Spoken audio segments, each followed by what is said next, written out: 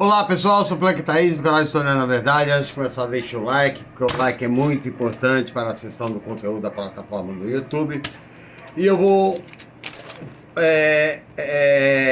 contra-argumentar o Brasil Paralelo a respeito do golpe de 64, né? Mas diferente deles, né? Eu vou deixar o link do que eles falam. Eles não mostram ali nenhuma fonte de pesquisa. Uma defesa de uma tese sem fonte de pesquisa é farsa. Ao contrário, eu deixarei essas aqui para vocês. Todas essas. Vou citar todas. Para dizer que eles estão errados, né? Porque uma fala sem fonte de pesquisa é lalação, né? Para começar, o Brasil Paralelo não tem um historiador sério que aceite a defender as teses deles, né? E eu aconselho, né, a pais e mães que não deixem seus filhos acreditarem que aquilo é verdade, porque no vestibular eles tomam pau, no concurso também, né? Porque eles estão contestando, na verdade, pessoas que pesquisaram, que estudaram e estão dizendo que não é. Somente por suposições, porque eles não citam nada. O maior intelectual que eles acham que eles têm é o Olavo de Carvalho. E o Olavo de Carvalho, né, é aquele cara que acha que é melhor do que Einstein, do que Stephen Hawking, né? Só não pode provar. Vamos lá.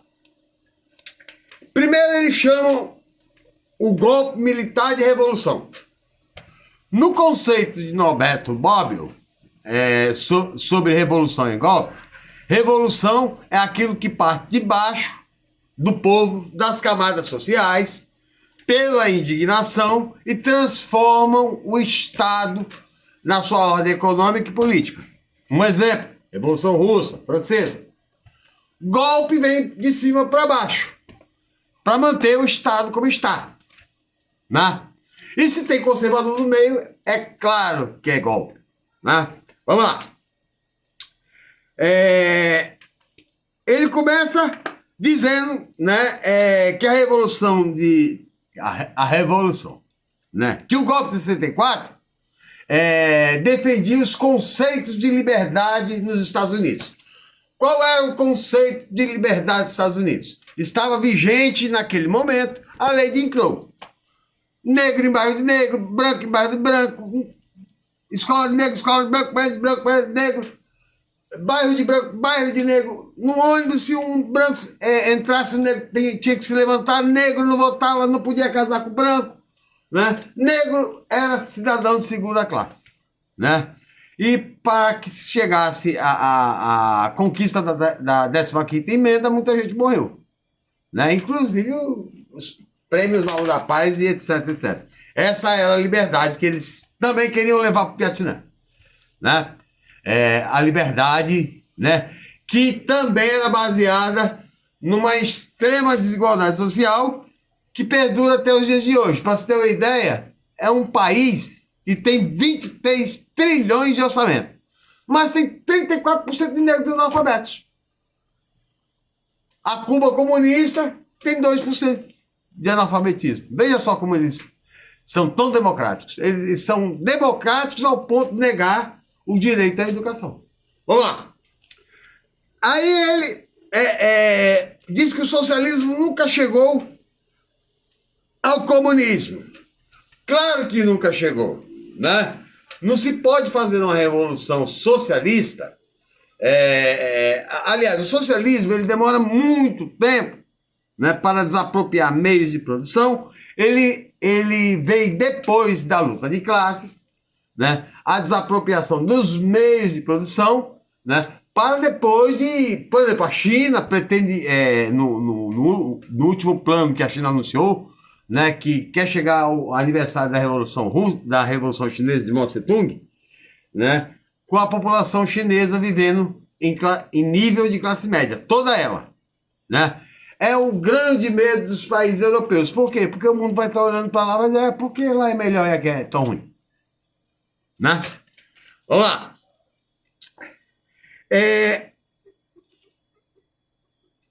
Assim como o socialismo, né, nunca chegou ao comunismo, Adam Smith, que ele não leu também, né, aí vamos basear. Adam Smith, que era um professor de filosofia, né, que é o pai do liberalismo econômico, ele dizia que o nascimento da Revolução Industrial e do sistema capitalista era um parto, né, que a primeiro momento ele iria ser duro e exploratório. Mas com o passar do tempo viria a diminuição das desigualdades, né, e uma sociedade mais economicamente estável.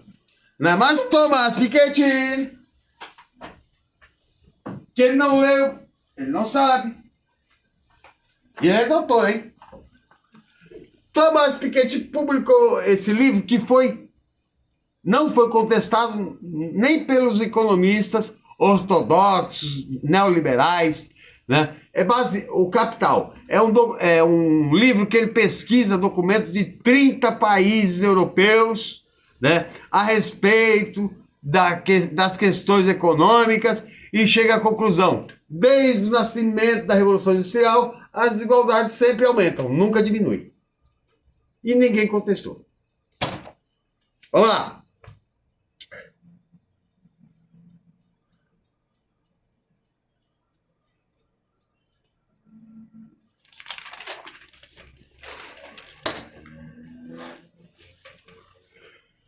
O que eles acusam, né?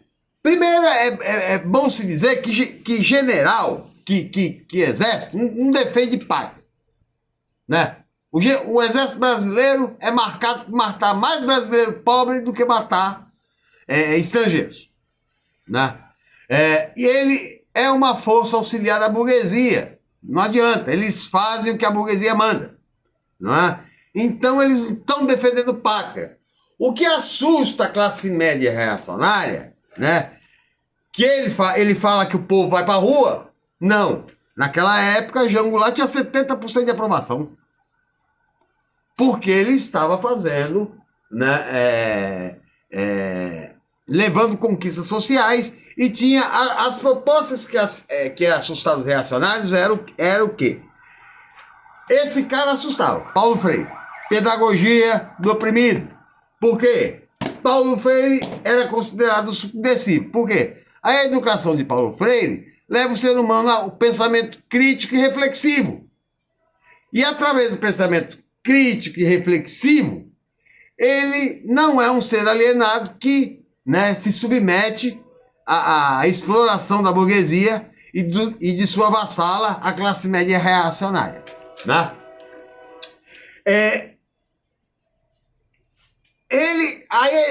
Vamos lá, ele fala muita coisa, aí quando a gente sabe, eles passam uma face.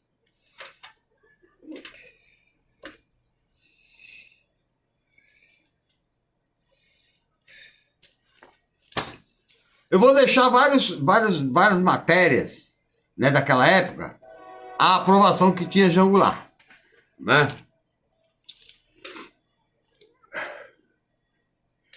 Segundo ele, os militares não entregaram o poder em 65 por temerem uma volta da Revolução. Não havia revolução.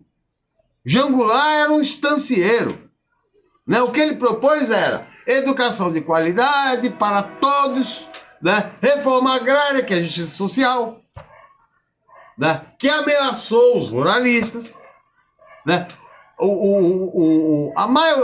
Aqui no Brasil, né, esses conservadores, eles defendem, por exemplo, né, o maior grileiro do Brasil que está na Amazônia. Ele roubou 6 milhões de hectares, mas ele é um homem de bem. Os sem terras que brigam por justiça social, não. E eles dizem que são cristãos. E são contra pobres. Aí fala o conservadorismo, né? Que o conservadorismo é a negação do cristianismo. E por que não entregaram? Né? Não entregaram porque em 65 o favorito era justamente quem eles deporam, Jango lá. É uma prova que ele tinha a aprovação do povo. Aí a trapaça dos militares foi criar o AI-2, que está aqui na coleção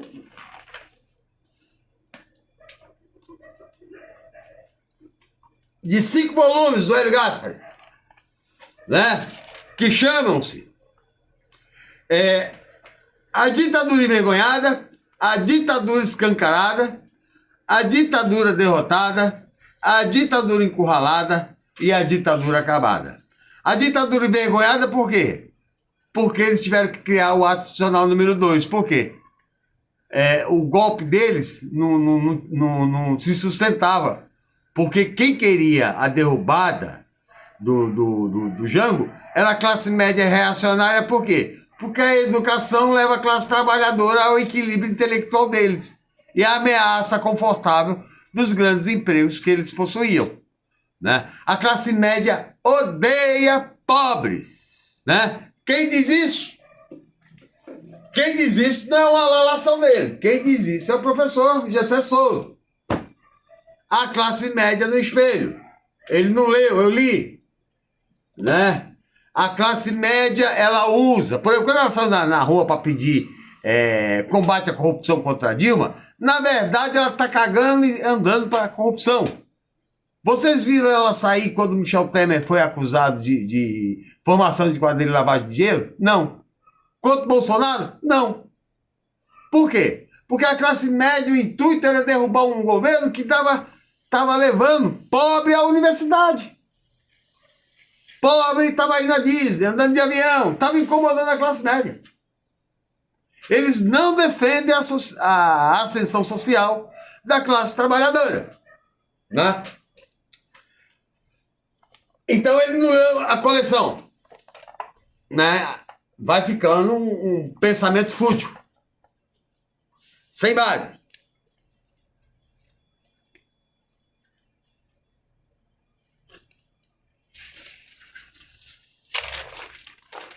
E se o Jango não ganhasse, quem ganharia a eleição era o Juscelino Kubitschek.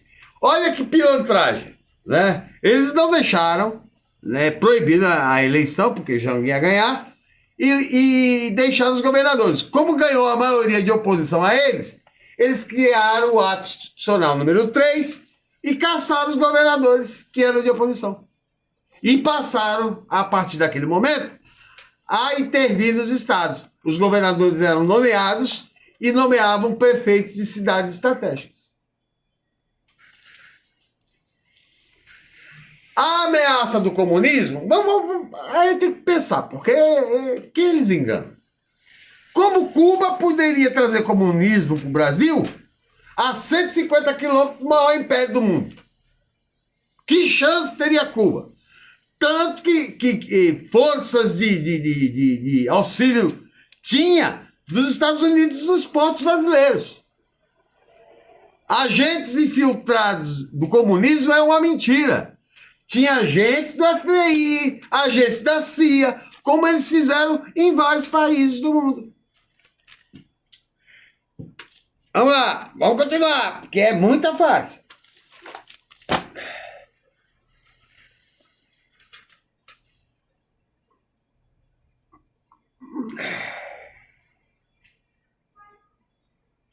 Aí a farsa se mostra aqui. Quem defendeu o golpe? Os coronéis. Os coronéis do Nordeste, que mandavam no Nordeste, né, nas fazendas inclusive, eles defendiam e praticavam até a lei da pernada. Isso era uma humilhação contra o pobre. Por quê? Quando um pobre, né, um camponês, casava, o coronel dormia a primeira noite com a mulher dele. Olha a situação. E aí o Francisco Julião, que vai se insurgir contra isso, e mais tarde surge o MST, são movimentos que brigam por justiça social, né? Olha só como é a situação da terra do Brasil. Pô, o livro está aqui, ele não leu, mas eu li. Partido da Terra. Cadê? Estava aqui agora, meu Deus. O partido está até no embaixador, está aqui. É um estudo minucioso da distribuição interna do Brasil. Né? Os conservadores são contra a reforma agrária. Né? Qual a visão de Edmund Burke? Quem manda é o rico, a classe média obedece e o pobre, né, se submete, dizendo sim senhor e não senhor. Né? Ele diz aqui que 1% dos grandes ruralistas detém 47% das terras. Né? E não aprovam a reforma agrária, né? E foram contra, derrubaram, porque tinham plano de reforma agrária, porque eles vão roubando com o passar do tempo, através da grilagem. O que é grilagem? Eles roubam uma terra, né? Fazem um documento comprado no cartório, põem numa gaveta cheia de grilo, para o papel ficar amarelado, para garantir que aquela terra já é antiga na mão dele. É assim que eles roubam terra no Brasil. Inclusive grandes nomes como Blairo Maggi, né, que já ganhou a motosserra de ouro, que um ano ele deu um ar do tamanho da Holanda. E por aí vai. Vamos lá.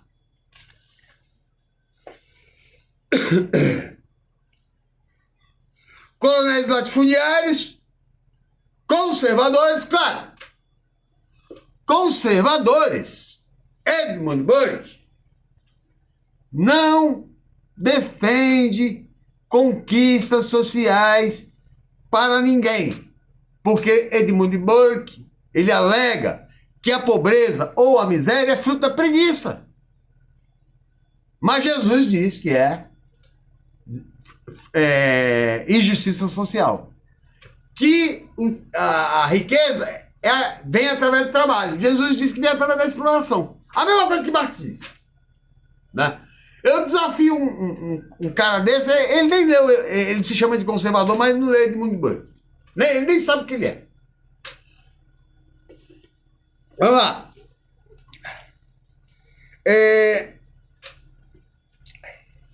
E a igreja? Parte da igreja católica reacionária.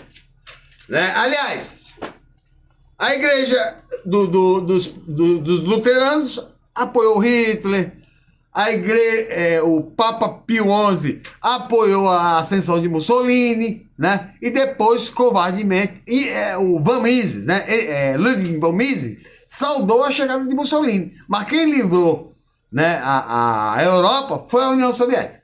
E eu vou falar já que eles falam isso também. E aí eu quebro porque não tem sentido.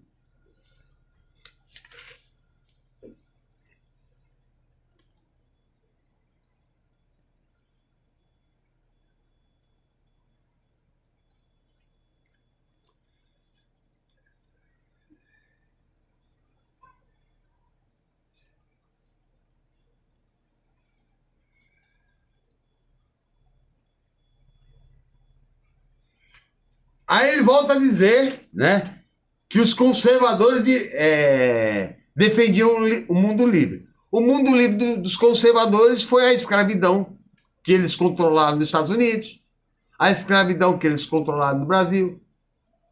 Eles são responsáveis pela escravidão. Né? Foram os conservadores, né, que defenderam a marcha para o oeste. Nesse livro, que ele não leu, mas eu li, Enterre Meu Coração na Curva de um Rio, conta como os conservadores, de família de bem, em 7 anos mataram 8 milhões de índios. 95% dos indígenas. Para roubar terra. Né? Hoje, por exemplo, os Estados Unidos estavam falando, a China não pode anexar Taiwan. Os Estados Unidos é um país de hipócritas. Por quê? Porque Taiwan sempre foi da China. Na Guerra do Ópio, que ele não fala, ele fala que houve milhões de mortos, mas ele não mostra sustentação, não tem base. Né? Eu não acho, nesses livros aqui, que falam sobre o século XXI, esse é o maior historiador de todos os tempos. Ele não cita isso.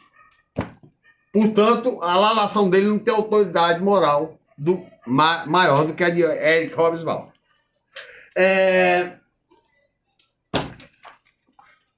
Boris Fausto também defende que não há ameaça comunista. Ele não tem uma fonte para dizer sobre essa ameaça comunista. Se tiver... E ainda ele fala de contra-revolução. Contra-revolução com quem? Se não tinha ninguém para lutar. Não houve contra-revolução. Não existia plano, né? Aí ele fala que os opositores ao regime, né? E aí eu concordo. Por exemplo, o Marighella, né, que percebeu que os militares não iam entregar o poder e estavam no poder de forma ilegal, porque quem garante a soberania de um governo é voto e não golpe. Ele diz, a única forma de combater o terrorismo de Estado é com o terrorismo. Não tem outra forma. Aqui são historiadores conservadores. Eu já vou dizer porque está aqui, ó. A escravidão, é bom vocês lerem esse livro, né, do Laurentino Gomes, porque ele mostra quem são, né? Tem um filme chamado 12 anos de escravidão que está no Netflix. Vocês vejam lá o que os conservadores falavam para o negro. Abriu a Bíblia, o negro não sabia ler, aí diziam, Jesus disse, um negro que não atingir a produção de carregar 500 quilos, né, de produção diária de café, Jesus manda castigar com 50 chibatadas. Era a Bíblia dele, a farsa.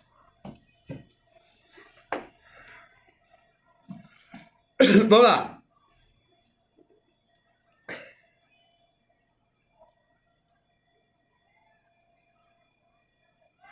Os defensores do mundo livre, né, que é os Estados Unidos, né, também em 1948, né, fizeram uma guerra contra o México e roubaram metade do México, nunca devolveram, mas, né, e é território do México. Agora querem que a China devolva o território que é dela. Né? O outro país de mundo livre, que ele cita, a Inglaterra. A Inglaterra colonizou 1/3 do mundo. Que mundo livre era esse? Né? Por exemplo, na Índia, né, os indianos tinham que andar do lado da calçada e os ingleses de outros. No Vietnã, né, que houve a vitória de Ho Chi Minh, né, um francês que foi o primeiro colonizador podia estuprar uma mulher Vietcong e não sofrer nenhuma penalidade. Vai deixar isso acontecer? Em nome do livre mercado, né, na Guerra do Ópio, os ingleses, né, viciaram milhões de chineses em ópio.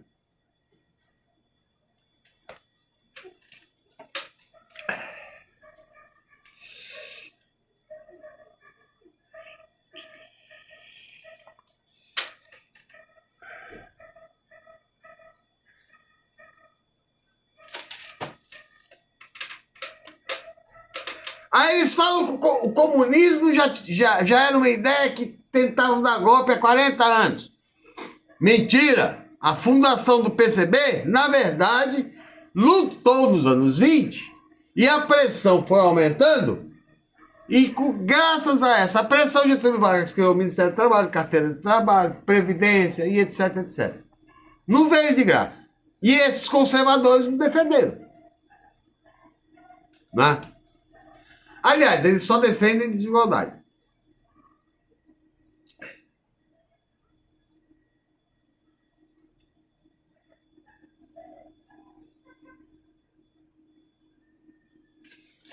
Eu quero chegar na Guerra Mundial. Guerra Mundial.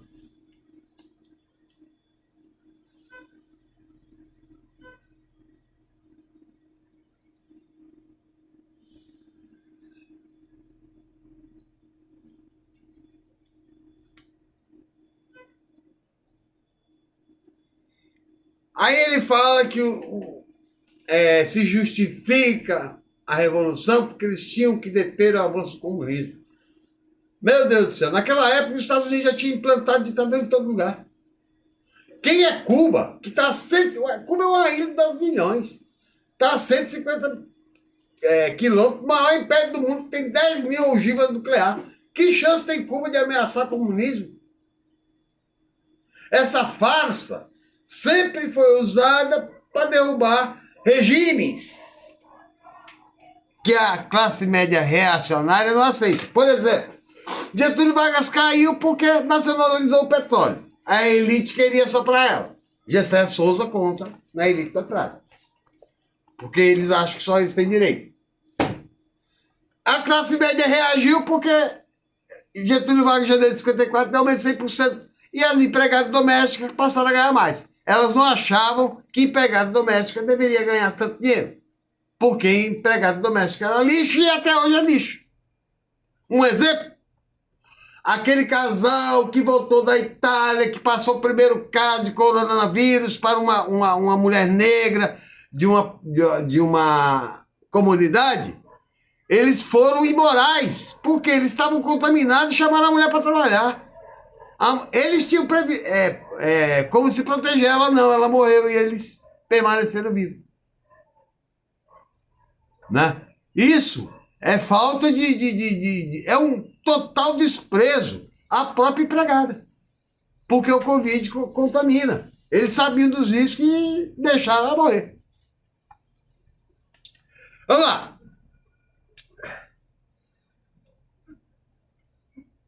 Não houve alinhamento da Rússia com os Estados Unidos e ingleses e milhões de russos foram mortos. Primeiro, ele fala que a Rússia pediu ajuda para os países livres para enfrentar o comunismo. Papo furado. Né? E aí ele não cita, eu gostaria que ele citasse um livro sequer. Porque o historiador lá que era da Jovem Pan, uma vez o Rodrigo Constantino, que é burro, que nem uma pedra, né, disse que quem ganhou a guerra foi os Estados Unidos. Né? O problema é que os Estados Unidos entrou em 44. E em 43, na Batalha de Stalingrado, os russos já estavam empurrando os alemães para a Alemanha. Quando eles chegaram na Alemanha, os russos já haviam libertado Auschwitz e Adolf Hitler já estava no bunker. E os milhões de russos que morreram foram na guerra. Olha a discrepância de perda. Né? Os russos perderam 20 milhões de soldados. Os Estados Unidos, 300 mil. E que participação eles tiveram?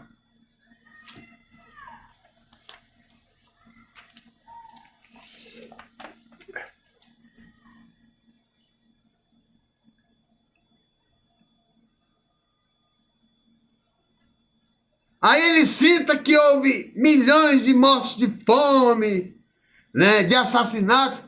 Não há provas. Agora há provas, né? Por exemplo, nesse livro aqui, Eric Hobsbawm, por exemplo, o apartheid foi a defesa da Inglaterra, né? A Inglaterra, junto com a França, matou 80 milhões de chineses. A Bélgica, né, que invadiu o Congo, matou 15 milhões de congoleses. Né? Um saldo aproximado na invasão do continente africano por países capitalistas e de maioria conservadora foi de aproximadamente 70 milhões. Para roubar diamantes, para roubar minerais, para roubar tudo que fosse possível. Né? Tem um filme chamado Hotel Ruanda, que foi uma guerra civil entre Tutsis e Hutus em 94. Por quê?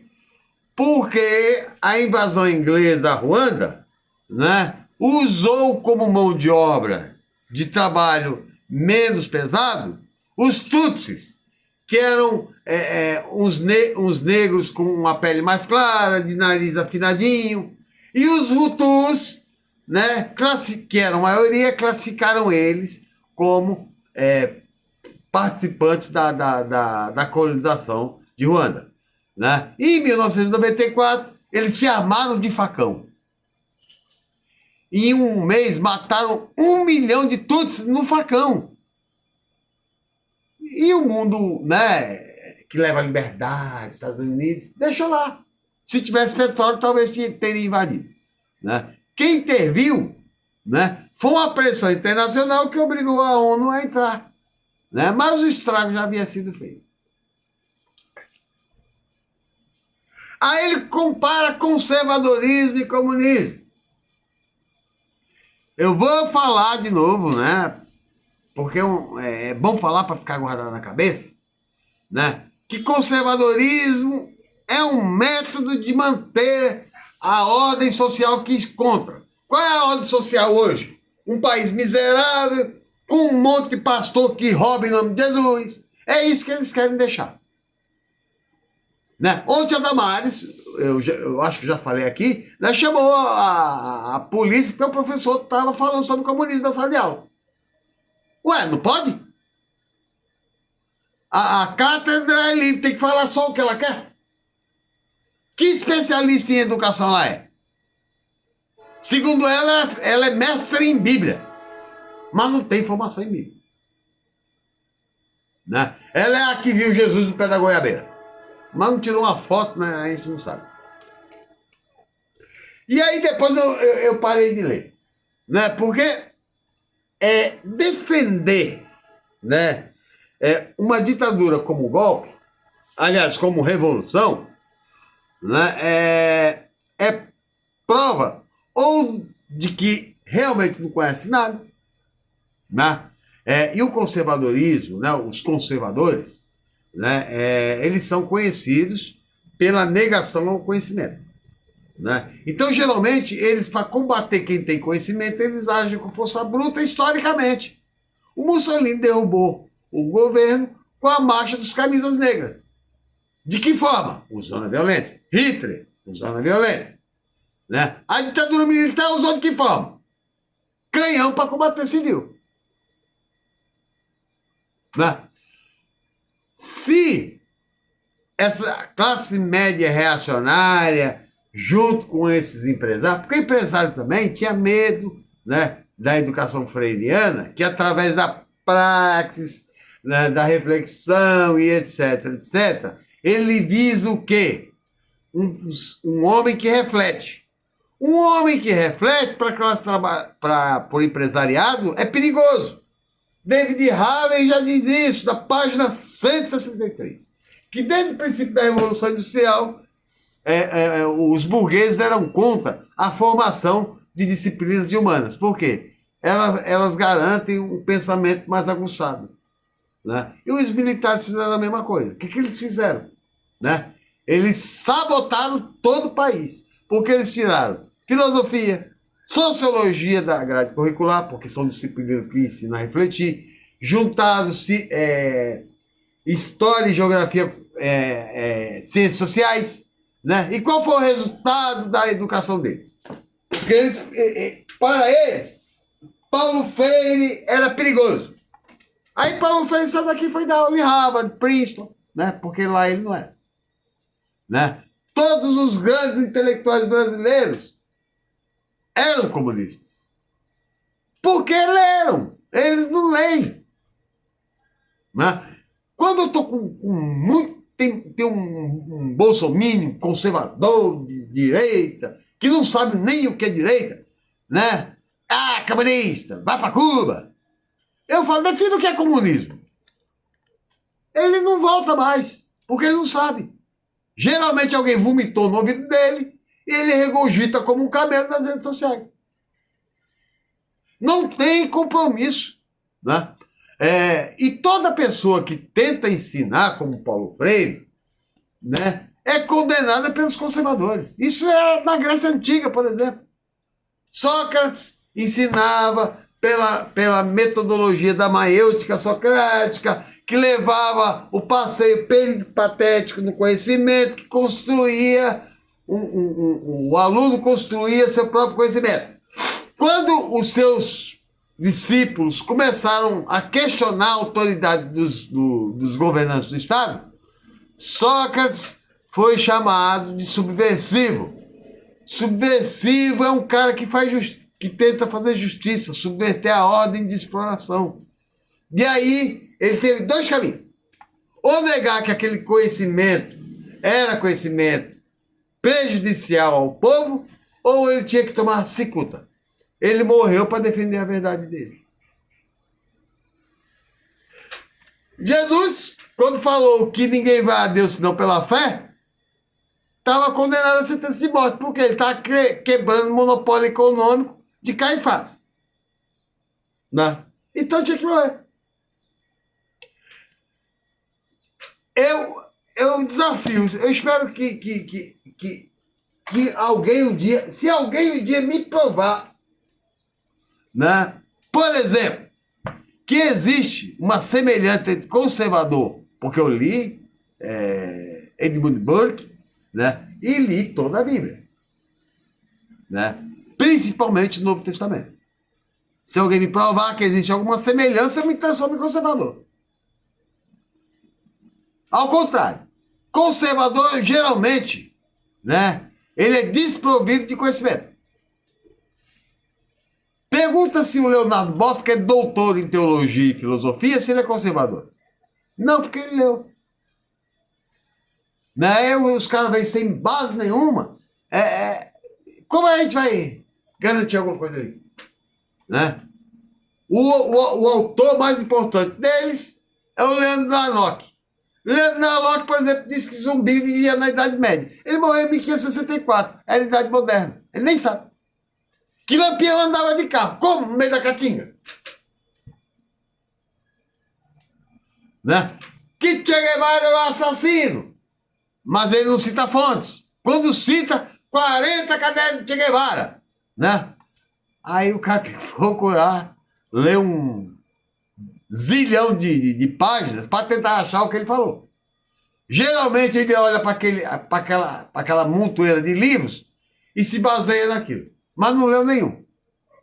Né? Então, né, o Brasil Paralelo, né, o meu medo é que eles ganham apoio, né, dessa burguesia, eles ganharam apoio dessa elite e da burguesia reacionária, porque eles fazem um trabalho muito bom. Eles deixam os adolescentes mais alienados. Né? E quanto mais alienados, eles são mais explorados. É o papel que eles fazem. Né? Por fim, né, é lamentável, né, que a juventude, né, se baseando no canal deles, né, começam a questionar professores. Né, outro dia, o negócio vai se espalhando de um jeito que outro dia um pai, a professora numa aula de arte falou do cubismo. Aí o pai ficou revoltado. Perguntou pro diretor, que negócio é esse? Na aula de arte falar de Cuba.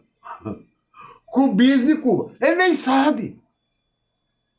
Né? Foi essa negação à educação, porque o Brasil saiu da ditadura com metade da população com 2 anos de estudo. Dos 80 milhões de jovens, 36 analfabetos. É fácil doutrinar e o cara se transformar em direito. Mas se ele tiver um pouco de vontade de ser liberto da exploração, ele tem que buscar conhecimento.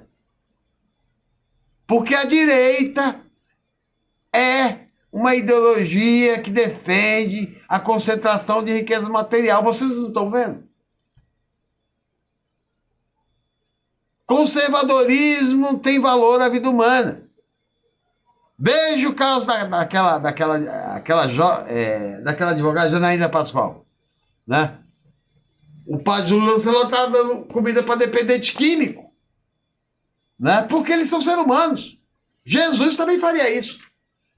Mas ela disse que ele estava, né, fortalecendo o tráfico de droga, que é coisa da polícia e do padre. O padre vai fazer a função de Cristo. O outro conservador, mamãe falei, tem ódio do padre Júlio Lancelot. Porque para ele a solução do dependente químico seria metralhar tudo. Né? Veja o Bolsonaro. Bolsonaro é um reacionário. que é uma característica do conservador. Eles nunca chegam ao poder eleitos, só através da força. Nunca chegaram. Né? Porque, né, eles preferem sabotar governos, né? Na ausência de intelectualidade, eles vivem de mentiras. Né? E quando convidado a um combate, né, sério, baseado em conhecimento, eles fogem porque eles não têm.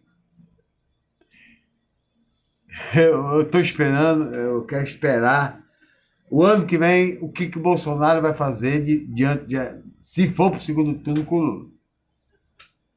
Não é porque nunca leu um livro? Né? Ele não tem como comparar o governo. Não tem 5 minutos de vocabulário. Né? Se chamar o Lula de corrupção, de um governo de corrupto, a maior corrupção é o teto de gastos, patrocinado pelo Bolsonaro. O Lula pode afirmar que o Bolsonaro não gosta de pobres. E ele é o contrário. Porque a vida do pobre era melhor, não tinha pessoas passando fome. No governo dele tem. E por aí vai. Né? Até a próxima.